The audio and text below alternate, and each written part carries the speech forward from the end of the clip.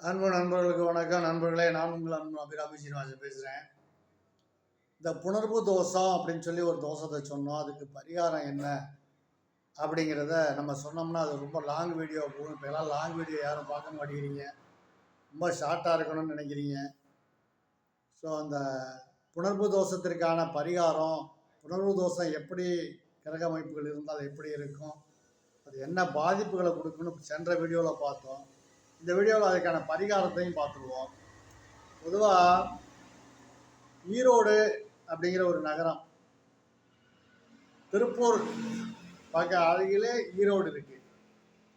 ஈரோடு அப்படிங்கிறது ஈரோடு அப்படின்னு மருவியது. மகா பெரியவர் சொல்லுவார், ஈரோடு அப்படிம்பார். ஈரோடுடைய பேர் காரணம் என்ன தெரியுமா? அது பேர் ஈரோடு அப்படிம்பார். ஈரோடுன்னா இந்த கபாலம் இருக்கு பாருங்க, அங்க இருக்க சிவபெருமானுடைய பேரு கபாலீஸ்வரன்.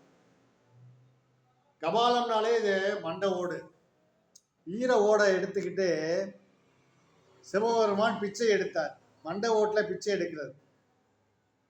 அந்த சம்பவத்தை சொல்லுகின்ற ஒரு காரண பெயராக அந்த ஈர ஓடு தான் ஈரோடுன்னு இன்னைக்கு வழங்கப்படுகிறது. அப்ப இந்த புணர்ப்பு தோஷம் அப்படிங்கிற இந்த புணர்ப்பு தோஷத்திற்கு சிறந்த பரிகாரம் ஈரோடு அப்படிங்கிற அந்த ஊரில் இருக்கின்ற கோட்டை சிவன் கோவில்னு ஒரு கோவில் இருக்கு. பன்னீர்செல்வம் பார்க்குக்கு அருகில், ஈரோடு போனீங்கன்னா தெரியும், பன்னீர்செல்வம் பார்க்கு அருகில் இது ரொம்ப பிரசித்தி பெற்ற பழைய கோட்டை சிவன் கோயில்னு சொல்கிறோம். ஸோ அந்த கோயிலில் கபாலீஸ்வரர், அங்கே இருக்க சிவபெருமான் பேர் கபாலீஸ்வரர். கபாலத்தில் வந்து பிச்சை எடுக்கிறார். அந்த தோற்றத்தில் கபாலீஸ்வரர் அப்படிங்கிற பேரோட அங்கே அருள் பாலிக்கிறாரு.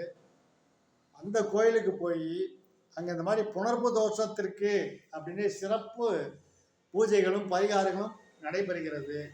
நீங்கள் அதுக்கு ஒரு டிக்கெட் வாங்கிக்கணும். பணம் கட்டி அதுக்கு நீங்கள் ஒரு டிக்கெட் வாங்கிக்கணும்.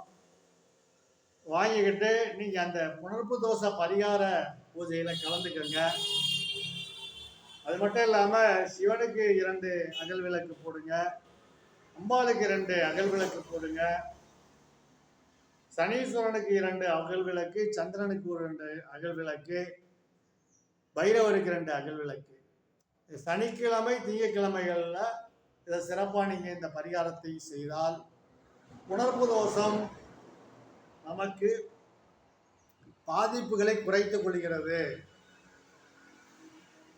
நீ மீண்டும் சொல்றேன், ஈரோடு அப்படிங்கிற ஊர்ல இந்த திருத்தலம் இருக்கிறது. கோட்டை சிவன் கோயில், பன்னீர்செல்வம் பார்க்க அருகில இந்த கோட்டை சிவன் கோயிலில் இந்த பரிகாரம் நடைபெற்று கொண்டிருக்கிறது. கட்டணத்தோடு இங்கே நாம் கட்டணம் செலுத்தி பரிகாரம் செய்து கொள்ளலாம். கண்டிப்பாக புணர்வு தோஷம் என்ன அமைப்பில் இருந்தால் புணர்வு தோஷம் வேலை செய்யுது, இது எப்படிப்பட்ட பாதிப்புகளை கொடுக்குது அப்படிங்கிறதெல்லாம் சென்ற வீடியோவில் விரிவாக சொல்லியிருக்கேன். ஸோ நம்ம இந்த புணர்வு தோஷத்திற்கு பரிகாரத்தை செய்து கொண்டால் திருமண தடை அப்படிங்கிறத வந்து நம்ம கடந்து மிக எளிதில் திருமணம் செய்வதற்கு, திருமணம் செய்து கொண்டு சந்தோஷமாக வாழ்வதற்கும் இது மிக குற்ற துணையாக இந்த பரிகாரம் இருக்கிறது. புணர்வு தோஷம் உள்ளவர்கள் திருமண தடை மட்டும் இல்லை, திருமணத்துக்கு பிறகு தம்பதிகளுக்குள்ள கருத்து ஒற்றுமை இல்லாமல் வாழக்கூடிய சூழ்நிலையும் இந்த புணர்வு தோஷம் செய்கிறது.